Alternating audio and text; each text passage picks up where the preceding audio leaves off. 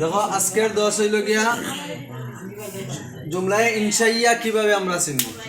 জুমলায়ে ইনশাইয়া চিনার লাগিয়া প্রথম নম্বর হইল গিয়া জুমলায়ে ইনশাইয়ার পরিচয় বোঝা। যার বক্তাকে সত্যবাদী এবং মিথ্যাবাদী গুণে গুণান্বিত করা যায় না তারে কয় জুমলায়ে ইনশাইয়া, আর যার বক্তাকে সত্যবাদী এবং মিথ্যাবাদী বলে গুণান্বিত করা যায় তারে কয় জুমলায়ে খবরিয়া সংজ্ঞা অনুযায়ী। দ্বিতীয় হইল গিয়া জুমলায়ে ইনশাইয়া চিনার লাগিয়া এই 14টা প্রকার জানা থাকা লাগবো। যার মাঝে এই 14টা প্রকার মুখস্থ থাকবো, পাশাপাশি এই 14টা প্রকার এবারতের মাঝে যে 14টা প্রকারের কোনো একটা আয় তাইলে ওটা হইব জুমলায়ে ইনশাইয়া, আর যে পড়ে না তাইলে ওটা হইব জুমলায়ে খবরিয়া। আর জুমলায়ে খবরিয়া হইতে হইলে জুমলায়ে খবরিয়ার দুইটা পার্ট ইসমিয়া আর ফাইলিয়া আমরা গতদিন আলোচনা করছিলাম। জুমলায়ে ইসমিয়া যদি হইয়া থাকে তাইলে এটা খবরিয়াত পড়বো, জুমলায়ে ফাইলিয়া হইয়া থাকলে এটাও খবরিয়াত পড়বো। পক্ষান্তরে যদি এই 14টা প্রকার আমর, নহি, ইস্তেফাম, তমন্নি, তরজি, উকুদ, নেদা, আরাজ, কসম, তাআজ্জুব, দুআ, আফআলে মুকারাবা, আফআলে মাদাজম, আল জুমলাতুল মুআয়্যানাতু বিস-সিদকি ওয়াল কিসবি, অর্থাৎ নির্ধারিত সত্য মিথ্যার উপর নির্ধারিত কোনো বাক্য যদি হয়ে থাকে তাহলে এটাও জুমলায়ে ইনশাইয়াত পড়বো। যেমন মনে করো এখন আমরা এই 14 প্রকারের মধ্যে প্রত্যেকটা ইবারতের মধ্যে যে আমরা পাই 14টার কোনো একটা তাইলে এটা ইনশাইয়া। যেমন ইত্তাকুল্লাহ, ইত্তাকুল্লাহ আমরা এনে দেখলাম ইত্তাকু আমরের শেখা, তাহলে আমরের জমে মুজাক্কারের শেখা হিসাবে ইনশাইয়া 1 নম্বর প্রকার আমর কাটছে, এই কারণে এটা হলো জুমলায়ে ইনশাইয়া। রব্বানা যালামনা আনফুসানা, এটা কোরআন শরীফের আয়াত দোয়া। এটার মধ্যে আমরা এই ইনশাইয়ার 14 প্রকারের মধ্যে একটা প্রকার আছে দোয়া।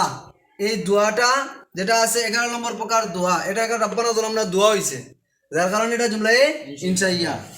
আতাইতু ওয়া কাবিলতা, যেমন মনে করো আমি দিলাম তুমি গ্রহণ করলে, তাহলে এই ক্ষেত্রে এখানে ইনশাইয়ার 14 প্রকারের মধ্যে একটা পড়ছে কিটা আতাইতু ওয়া কাবিলতু। কোন প্রকারে বললো? উকুদ বললো, চুক্তিমূলক, এই কারণে এটা জুমলায়ে ইনশাইয়া। এবার লিমা তুহাররিমু মা আহাল্লাল্লাহু লাক, এখানে দেখো যে লিমা তুহাররিমু মা আহাল্লাল্লাহু, আল্লাহ তাআলা তোমার উপর যা হালাল করেছেন তা আপনি কেন হারাম করছেন, তাহলে এখানে প্রশ্নবোধক আইছে, তাহলে এখানে ইস্তেফহাম 3 নম্বর প্রকার কাটছে, যার কারণে এটা জুমলায়ে ইনশাইয়া খবরিয়া হইতো না। হাফিজাত তিলমিজ ওয়াদ দারসা, ছাত্রটি পাঠ মুখস্থ করেছে, এখানে তা আমরা দেখলাম ইনশাইয়ার 11-14 প্রকারের মধ্যে কোনোটাও পড়ছে না। এখানে 14টা প্রকার আমরা মুখস্থ আছে, এনে কোনোটা দেখলাম নাই, যার কারণে প্রথম শব্দটা আইছে হাফিজা ফেইল, আর ফেইল যেহেতু আইছে আমরা বুঝতে হইব এটা জুমলায়ে খবরিয়ার প্রকার। জুমলায়ে খবরিয়া 2 প্রকার, ইসমিয়ার ফেইলিয়া। এটা ফেইলিয়া হইছে প্রথম অক্ষর ফেইল হইছে, এই কারণে এটা জুমলায়ে ফেইলিয়াত পড়ছে, এটা খবরিয়া হইছে ইনশাইয়া নাই।